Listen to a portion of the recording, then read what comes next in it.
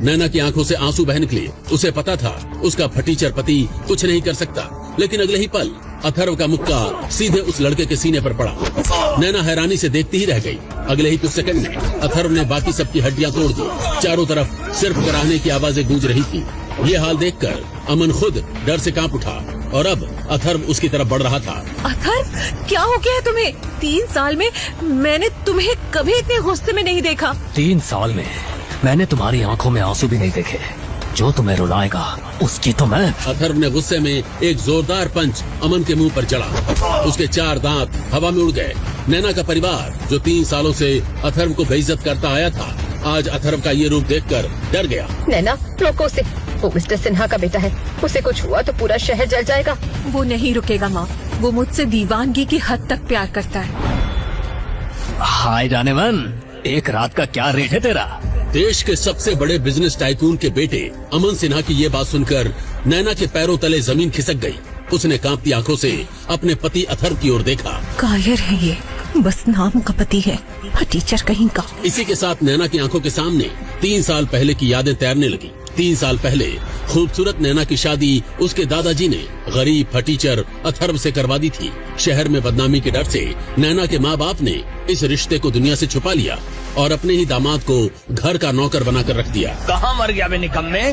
कामचोर, फटीचर कहीं का। 3 सालों से वो गालियां सहते हुए बस घर के काम कर रहा था, सिर्फ इसलिए ताकि अपने प्यार नैना के करीब रह सके। वैसे पिछले 3 सालों से अथर्व नीचे ही सो रहा था। नैना समझ गई थी अथर्व बस एक मासूम सा लड़का है जो कभी उसे नजरें उठाकर भी नहीं देखता, लेकिन वो ये नहीं जानती थी नैना के सो जाने के बाद वो उसे घंटों चुपचाप निहारा करता था। इस पार्टी में आने से 1 दिन पहले अथर्व नैना के कपड़े लेकर उसके कमरे में चला गया था। तभी तुम यहाँ क्या कर रहे हो? नहा कर निकली नैना के बदन पर सिर्फ एक तौलिया लपेटा हुआ था। अथर्व की नजरें कुछ देर उसकी खूबसूरती पर ठहर गईं, लेकिन अगले ही पल आंखों पर हाथ रखते हुए वो बाहर भाग गया। नैना उसे ऐसे जाते देख मुस्कुरा रही थी। तभी नैना की बहन शनाया वहाँ आई और उसकी दीदी को टोकने लगी। दीदी, आप उस फटीचर को तलाक क्यों नहीं दे देती? जब मेरी शादी हो रही थी तब तो किसी ने कुछ नहीं कहा। बेटा, अगर तुम शादी नहीं करती तो तुम्हारे दादाजी हमें जायदाद से निकाल देते। आपकी अमीरी और गरीबी के बीच बस मेरी ये शादी खड़ी है। नैना ने बात खत्म की और वे शॉपिंग के लिए निकल गए। अथर्व भी उनके साथ था। शोरूम में सेल्स गर्ल कई ड्रेसेस दिखा चुकी थी। हर बार नैना कोई ड्रेस ट्राई करती और चुपचाप अथर्व के चेहरे को देखती। अथर्व के चेहरे के भाव ही सब बता देते थे। तभी नैना ने एक ब्लैक ड्रेस ट्राई की। उसे देखते ही अथर्व का चेहरा खिल उठा। नैना हल्के से मुस्कुराई और वही ड्रेस फाइनल कर दी। क्या प्राइस है इसका? मैम, जीएसटी के साथ सिर्फ 35 लाख। नहीं, मैं इतनी महंगी ड्रेस अफोर्ड नहीं कर सकती। 35 लाख की ड्रेस खरीदने की औकात नहीं है तो आते क्यों हो? नैना की नजर अथर्व पर गई जो मोबाइल पर किसी को मैसेज कर रहा था। कुछ ही देर में वहाँ राजवीर सिंह आ गए जो इस मॉल के हेड थे। मैम, आज स्पेशल ऑफर थी। जो भी इस ड्रेस को पहले ट्राई करेगा ये ड्रेस उसे गिफ्ट में मिलेगी। ये सुनते ही वहाँ मौजूद हर शख्स हैरान रह गया। राजवीर ने अथर्व की तरफ देखा। मैम, ये कौन है? जी, ये मेरे हस्बैंड है, मिस्टर अथर्व सिंघानिया। ये सुनते ही अथर्व की खुशी का ठिकाना नहीं रहा, क्योंकि आज पहली बार नैना ने उसे हस्बैंड कहा था। मैम, ये 35 लाख का सूट भी इस ड्रेस के साथ कॉम्प्लीमेंट्री है। वापसी के पूरे रास्ते उसके चेहरे पर मुस्कान थी। इतना खुश नैना ने उसे पहले कभी नहीं देखा था। घर पहुंचती अथर्व फिर अपने काम में लग गया, लेकिन नैना के मन में एक हल्का सा शक उठ चुका था। शनाया, कहीं ये ड्रेस अथर्व ने तो नहीं दिलवाई? जिसके अपने कपड़े फटे हो वो तुम्हें 35 लाख की ड्रेस दिलवाएगा? नैना का थका चेहरा देखकर अथर्व चुपचाप उसके लिए कोल्ड कॉफी बना लाया। एक सिप लेते ही नैना के चेहरे पर सुकून उतर आया। अथर्व उसकी मुस्कुराहट देख खुश हो जाता है, लेकिन क्या सच में अथर्व ने ये ड्रेस नैना को गिफ्ट के तौर पर दिलवाई थी? अगले दिन नैना की कजिन तानिया की रिंग सेरेमनी थी, लेकिन अथर्व बेचैन था क्योंकि नैना अभी तक नहीं पहुंची थी। तभी उसने नैना को हड़बड़ी में आते देखा। उसकी कलाई पर खरोच का निशान था और आंखों में आंसू थे। मुझे मेरी वाइफ की आज की पूरी डिटेल चाहिए। कुछ ही देर में नैना वही ब्लैक ड्रेस पहनकर नीचे आई, लेकिन उसकी आंखों का दर्द अथर्व से छुपा नहीं। मैं बाहर इंतजार कर रही हूँ। अथर्व भी ब्लैक सूट पहनकर आया। दोनों जैसे ही पार्टी में दाखिल हुए, हर नजर बस उन्हीं पर टिक गई। आज अथर्व के सामने नैना भी फीकी लग रही थी। तभी 2 लड़के नैना को घूरने लगे।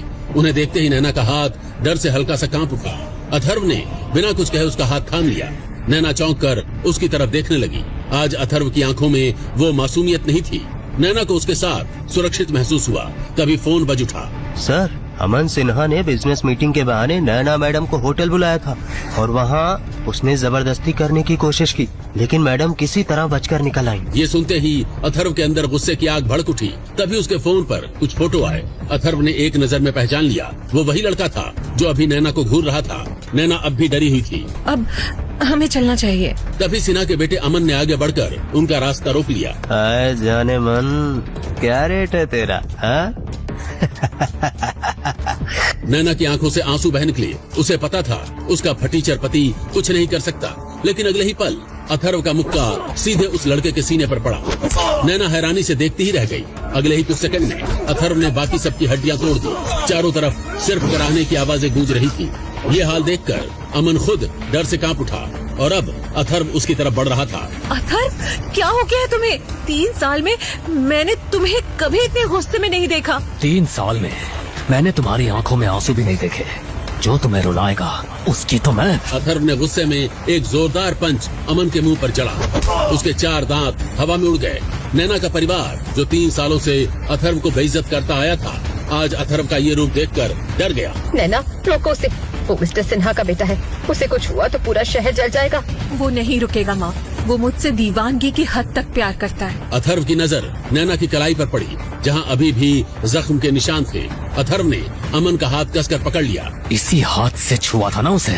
अथर्व ने अमन का हाथ पूरी ताकत से मरोड़ दिया। अमन की चीख गूंज उठी। उसी वक्त अमन का बाप सिन्हा वहां आ गया।